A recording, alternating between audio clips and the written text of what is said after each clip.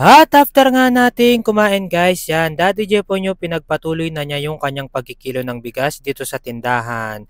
So yan, pansin nyo naman guys, halos tuloy-tuloy lang tayo sa ating mga daily grind ngayong araw ng Martes. Bali part 2 pala ito nung vlog ko kanina guys. So yan, ipapakita ko sa inyo yung afternoon grind ko.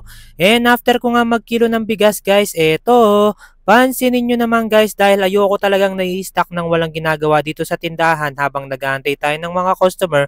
Daddy Jepo nyo ay hahanap at hahanap siya ng mga dapat gawin para umayos pa yung ating tindahan.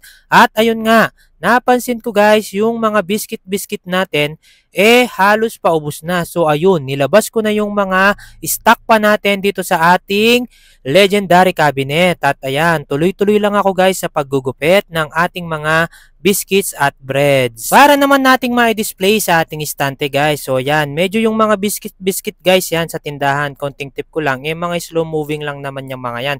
Kaya halos nililimit ko lang din yung pagkuha ko guys. Halos bumibila lang ako 2 balot per item. At hindi lang pala yung mga biscuits at breads yung mga naayos ko guys. So bali yan, napansin ko na rin yung mga nakadisplay nating condiments, paubos na rin. So ayun, nilabas ko na rin sa ating legendary cabinet yung mga tomato sauce at saka yung suka tsaka toyo. So ayan guys, 'di ba? Pansin niyo naman, talagang ina-appreciate ko tong mga moment na ganito kasi kahit nandito lang tayo sa bahay, nakakapagnegosyo tayo. And after nung guys, boom, yan.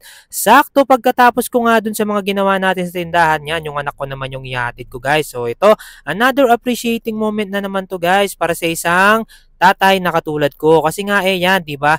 Halos nakakapag-business tayo tapos na serve ko pa yung asawa ko tsaka yung anak ko. Yan, yung anak ko pakatok-katok na and boom, pinapasok na siya doon sa kanyang school. So dahil may 2 hours pa nga tayo dito guys, gagawin pa rin natin na productive yung time natin. So yan, nag-edit lang ako at nag-voiceover ng aking vlog. And after nga nun yan, sakto, palabas na yung aking anak. So ayan na nga guys, bago nga kami umuwi ng anak ko, inaya ko muna siya na may dadaanan lang kami saglit dito sa along the way na supermarket. Yan, sa dinaanan namin guys. So bali bibili lang naman kami ng mga sabong panlaba kasi nga daw bukas maglalaba yung nanay ko. So yan, tinuturuan ko na rin yung anak ko kahit simple lang na pagkuha ng mga item at ayun, ginawa niyang pushcart yung basket. So yan guys, 'di ba? Start them yang para naman matrain yung mga anak natin kahit sa mga maliliit na bagay na utos lang para hindi sila lumaking tamad. So yan yung anak ko, nandito na nga kami sa bahay. And after nga nung guys, ito na naman. Sakto pala may nag-chat at may magpapaservice na naman sa atin. So yan guys, another grind na naman ni Daddy Jepo nyo. So mapapa-thank you Lord ka na lang talaga. Ako kasi guys, talagang wine-welcome ko yung mga maraming gawain sa aking buhay. Yan, kasi nga may mga pangarap tayo. The more na marami akong ginagawa, it means malapit nang matupad yung ating pangarap. At whoop!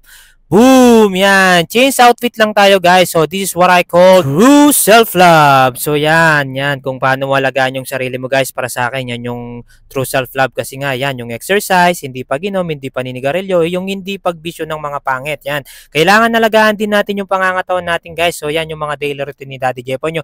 As long na may time talaga ako guys, pinapriority ko yung exercise sa aking sarili. So after nga nung guys, yan, mabilisan na lang ligo at atin namang susunduin si Mami. So yan, diba? Nag-umpisa ako kanina sa vlog ko guys, yung sinerve natin si Mami hanggang sa patapos tong araw na to guys, sineserve ko yung aking asawa at saka yung aking anak. At mabilisan na lang guys, nandito na kami sa work at syempre, pampaswerte ulit yun para naman matanggal yung pagod ni Mami. So nandito na kami sa bahay guys at maraming salamat. At sana'y natapos mo yung aking vlog. So hindi na ako nakapag finger heart guys. So yun lamang, basta ingat po lagi and God bless. Bye bye!